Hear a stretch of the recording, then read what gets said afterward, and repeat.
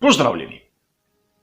V zadnjem času smo videli zaostrenje omejitev tako na športnih dogodkih, kot tudi na primer omejitev gibanja v sosednji Italiji.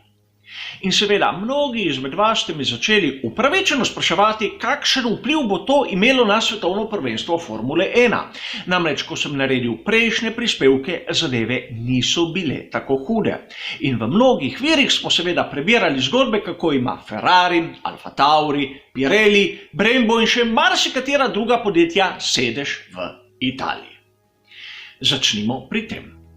Virologi pravijo, da s predmeti se ta virus COVID-19 ne prenaša.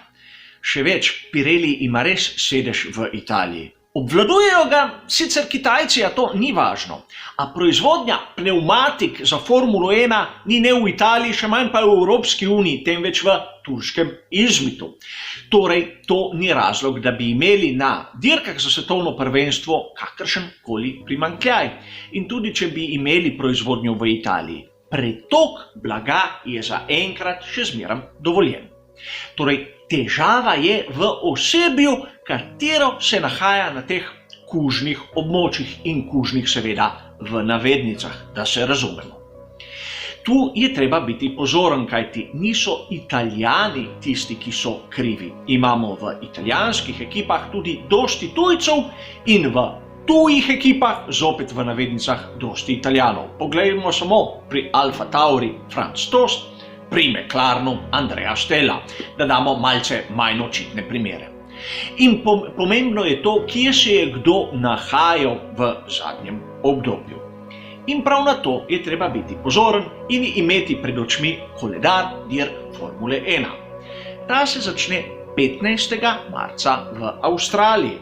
Seveda potem imamo naslednje dirke. Tista, ki nas najbolj zanima sedaj v tem trenutku, je dirka v Vietnamu. Ta bo 5.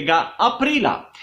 In seveda, če je inkubacijska doba 14 dni in če od 15. marca oziroma še nekaj dni prej tisti, ki živijo v Italiji oziroma delajo v Italiji, se niso vrnili v tisto območje in grejo direktno v Vietnam, kje je sploh problem?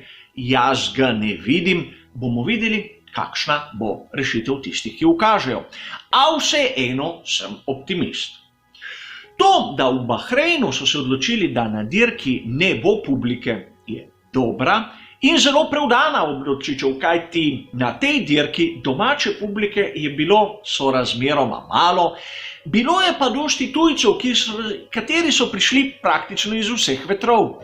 In s tem, da so omejili to izmenjevanje, potovanje in tako naprej, zna biti v tem času prej pozitivna kot negativna zadeva. Kar zna biti kritično za svet Formule 1, je pa začetek evropske turneje. Namreč zavedati se moramo dejstva, da so v sosednji Italiji praktično avangarda tistega, kar se lahko zgodi. Če pogledamo situacijo, ki so jo imeli prejšnji teden v Italiji, imamo danes v Franciji, v Nemčiji in morda tudi pri nas. Kaj se bo zgodilo v maju, ko imamo 3. maja veliko nagrado Nizozemske, 10. maja veliko nagrado Španije in 24. maja veliko nagrado Monaka, ne vem. A situacija je napeta. Kaj se bo zgodilo 6. septembra za veliko nagrado Italije, sploh ni tako pomembno. Je tako daleč, da do takrat se lahko še vse spremeni. V Italiji je sedaj do 3. aprila prepoved izhoda iz občine bivanja, če se nima pravega razloga.